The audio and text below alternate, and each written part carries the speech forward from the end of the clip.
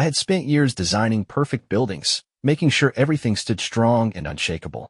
What I didn't realize was that my marriage was full of cracks, and it was only a matter of time before it collapsed. It started with something small. A detail. A feeling. An instinct. I kept all my old projects archived in the attic, a system I had perfected over the years. No one ever went up there but me. Not my wife, Lauren. Not the kids. No one. So when I started noticing things out of place, at first, I chalked it up to exhaustion. A box slightly shifted from where I left it. A drawer left half open. Nothing major, just small, nagging inconsistencies. But as an architect, details are everything. And something felt off. I told myself I was overthinking it. I had been working nonstop on a massive project downtown, barely sleeping, my mind constantly occupied. Maybe I was just being paranoid. I had no idea how wrong I was. The night before my business trip, I went up to the attic one last time to store my latest project. That's when I noticed it. A box was missing. Gone. I stood there, staring at the empty space where it had been, my pulse slowly picking up speed.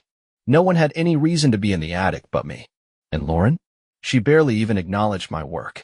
I stepped back, scanning the space, looking for anything else that felt wrong. And that's when I saw it. A small piece of fabric, caught on the corner of a shelving unit. Black. I bent down, fingers closing around it, and my stomach clenched. It wasn't mine. It wasn't Lauren's. It was someone else's. Someone who had been here. Someone who had no reason to be. I went on my business trip, but I couldn't shake the feeling. The missing box. The misplaced things. The scrap of fabric. Something was happening in my house. And I needed to know what. 3 days in, I was in the middle of a meeting when I realized I needed some documents from an old project. The only copies were in the attic, and that meant I had to go home. I arrived late at night. The house was dark. Lauren wasn't expecting me. I moved quietly, slipping inside, my heart pounding as I stepped toward the attic door.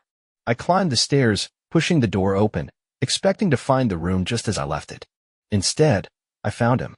A stranger, standing in the middle of my attic, holding one of my files. For a split second, we both froze. Then, instinct took over. I lunged. The man tried to run, but I caught him, slamming him against the nearest wall.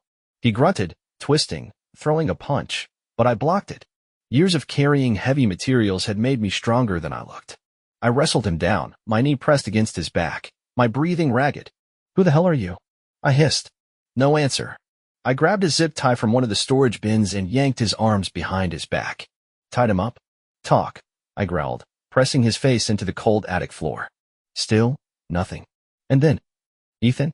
I turned. Lauren stood in the doorway, her eyes wide, her breath caught, and in that moment, I saw it. Recognition. Not fear. Not confusion. Recognition.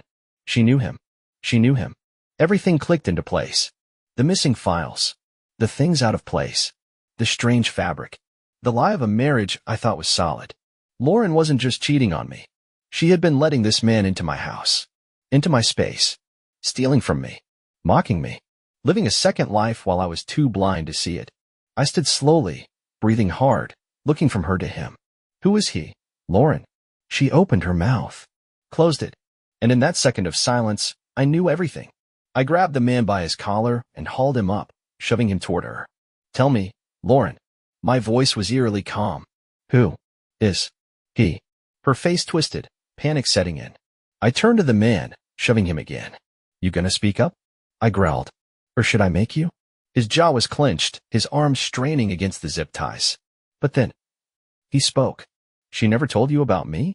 Something in my chest snapped. I lunged at him again, knocking him back against the wall. But this time, Lauren reacted. She grabbed my arm, trying to pull me off him. "Ethan, stop," she cried. I shook her off. I turned to her.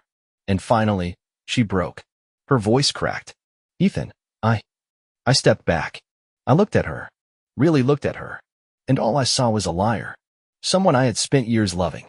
Someone who had burned it all down for this. I reached for my phone. She went pale. "Ethan."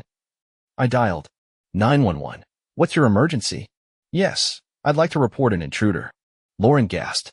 The man went still. And I just watched. Calm. Controlled. Ruthless. Because it was time for them to lose everything. The police arrived within minutes. The man? Arrested for breaking and entering. Lauren? She tried to plead, tried to spin the story. They told the truth she never would. The police left. Lauren stood in the middle of the living room, shaking. She tried to reach for me.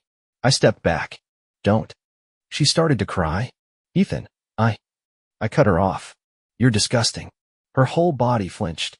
The next day I said I had already called a lawyer. Her breath hitched. You're going to be served divorce papers in the morning.